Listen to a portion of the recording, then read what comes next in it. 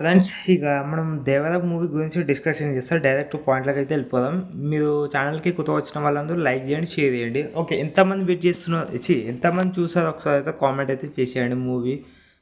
నేనైతే నిన్న 11:00 అయితే వెళ్ళాను షోకి అయితే. చాలా బాగుంది సినిమా అయితే. నేను ఆల్రెడీ రివ్యూ చేశాను. కావాలంటే మన ఛానల్‌లోకి ఒకసారి ఓపెన్ చేసి చూడండి. నేను రివ్యూ అయితే ఇచ్చాను. ఓకేనా.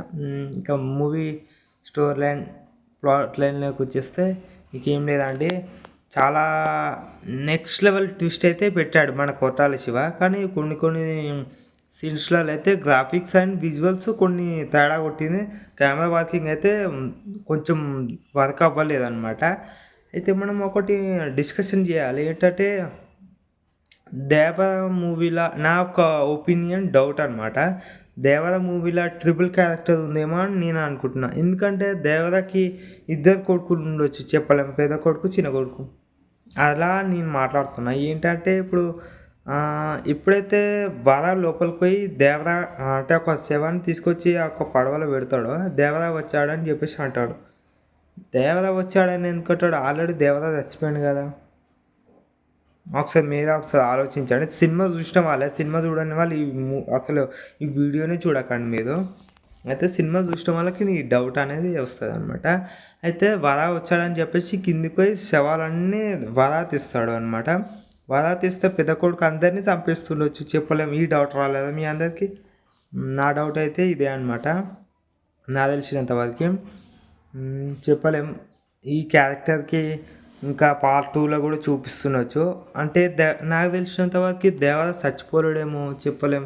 ఎందుకంటే ఆ ఒక్క మీకు క్లైమాక్స్‌లో ఏంటంటే దేవరాని చంపింది వర అని అందరూ అనుకుంటున్నారు. కానీ అది కాదు మెయిన్ విశేషం. వేరే విలన్ వచ్చి చంపేస్తుండొచ్చు చెప్పలేము. శ్రీకాంతే వచ్చి చంపేసి ఉండొచ్చు. అప్పుడు వర వచ్చి కాపాడిండు. దాని తర్వాత వేరే సైడు అక్కడ వేరే దూర ప్రాంతాలకు అడవిలోకి మన దేవరాన్ని అక్కడ దాచిపెట్టి మన గ్రామానికి ఊరికొచ్చేసి మళ్ళీ ఈ పిరికోనిలాగా నటిస్తుండొచ్చు చెప్పలేము కదా అండి.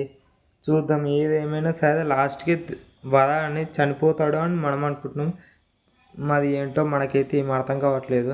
కానీ 'దేవర' పార్ట్ 2 ఎందుకు అని నేను ఆలోచిస్తున్నా. ఎందుకంటే 'దేవర' పార్ట్ 2 అంటే ఫస్ట్ మనకు స్టోరీ లైన్ ఓపెన్ చేసే ముందు ఫస్ట్ హాఫ్‌లో అజయ్ ఇన్స్‌పెక్టర్ ప్రకాష్ రాజ్ దగ్గరికి వస్తాడు. వచ్చిన తర్వాత అవన్నీ చూసి భయపడతాడనమాట. అవన్నీ ఓల్ చేసి 'దేవర' చేసిండా వర చేసిండా?